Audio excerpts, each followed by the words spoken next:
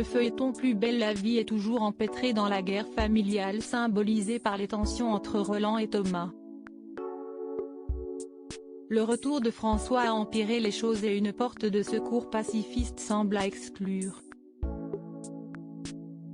Du côté des Nébou, le sort de Jocelyn entraîne des remous entre Yolande et sa fille Babette.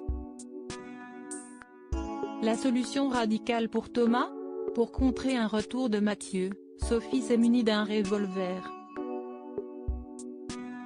Kylian rassure Léa sur le fait que leur mère ne fera jamais feu, mais l'adolescente estime que leur beau-père mérite de se faire tuer. François, lui, découvre l'arme et met en garde Sophie sur le fait qu'un coup est vite parti. Il lui demande de ne pas régler ce problème de cette façon. Plus tard, il donne rendez-vous à Thomas pour lui proposer de racheter ses parts, mais le mari de Gabrielle refuse tout en l'insultant de connard.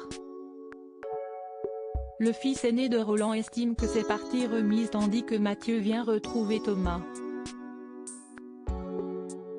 Il lui indique qu'ils ont un problème commun, François, et lui propose de s'en débarrasser.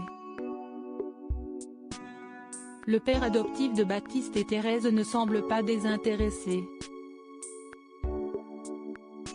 Babette et Yolande, elle, essuient une nouvelle dispute quand l'infirmière fait remarquer à sa mère que les moments de lucidité de Jocelyn sont de plus en plus rares. Elle préconise d'envoyer ce dernier dans un établissement spécialisé, mais Yolande refuse de donner son accord.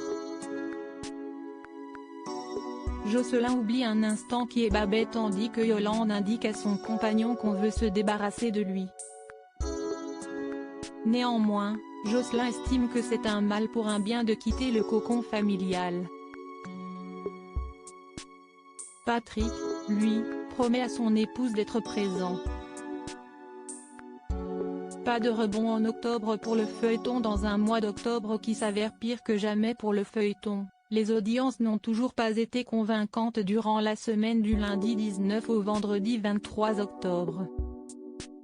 En moyenne, 2,74 millions de Français ont répondu présent, se traduisant par une part de marché à hauteur de 11,2%.